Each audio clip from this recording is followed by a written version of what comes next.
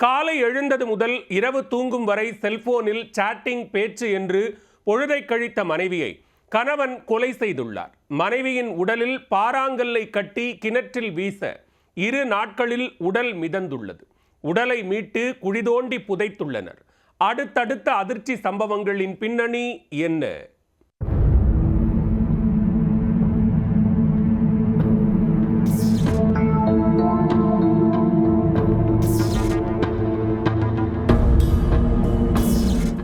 மனைவியை கொலை செய்து உடலில் பாறாங்கல்லை கட்டி கிணற்றில் வீசிய கணவன் 2 நாட்களில் உடல் கிணற்றில் மிதந்ததால் மீண்டும் அந்த உடலை எடுத்து கால்வாயில் புதைத்த கொடூரம்.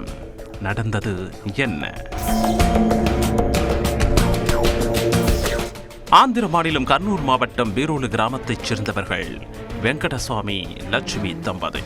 இந்த தம்பதிக்கு 2 குழந்தைகளும் உள்ளன. லட்சுமி காலையில் எழுந்தது முதல் இரவு உறங்கும் வரை நேரம் கிடைத்த சமயங்களில் எல்லாம் வாட்ஸ்ஆப்பில் சாட்டிங், பேச்சு என்று இருந்திருக்கிறார்.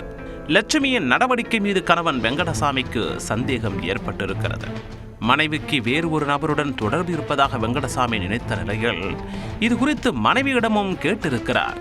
இதனால் கணவன் மனைவியிடையே அடிக்கடி தகராறு ஏற்பட்டிருக்கிறது.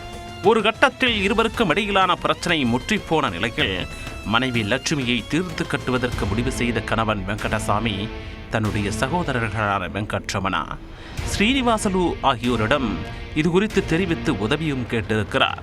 அண்ணியை தீர்த்து கட்டுவதற்கு அவர்களும் ஒத்துழைப்பு கொடுக்கவே முன்வந்திருக்கின்றனர். அவர்களின் கொலை திட்டத்தின்படி கடந்த மாதம் 29ஆம் தேதி மனைவியை பைக்கில் ஏற்றிக்கொண்டு அருகே உள்ள செருவுப்பள்ளி கிராம எல்லைக்கு சென்றிருக்கிறார் வெங்கடசாமி. அப்போது அங்கு வெங்கடசாமியின் சகோதரர்களான வெங்கட்ரமணா மற்றும் சீனிவாசுலு ஆகியோர் தயாராக காத்திருந்திருக்கின்றனர். 3 பேரும் சேர்ந்து லட்சுமியை அடித்து கொலை செய்து உடலில் பாறாங்கல்லை கட்டி அருகே உள்ள கிணற்றில் வீசிவிட்டு அங்கிருந்து கிளம்பி சென்று விட்டனர்.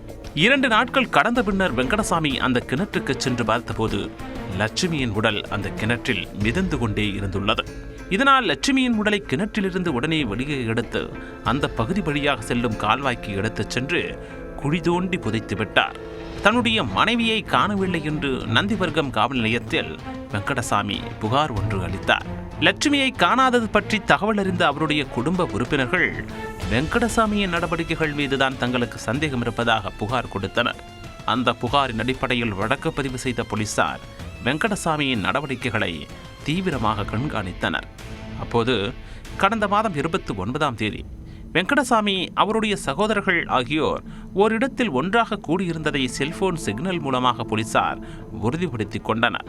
இதனைத் தொடர்ந்து வெங்கடசாமி அவருடைய சகோதரர்களை தனித்தனியாக காவல் நிலையத்துக்கு அழைத்து வந்து விசாரணை நடத்தியதில் 3 பேரும் சேர்ந்து லட்சுமியை கொலை செய்திருப்பது தெரிய வந்தது.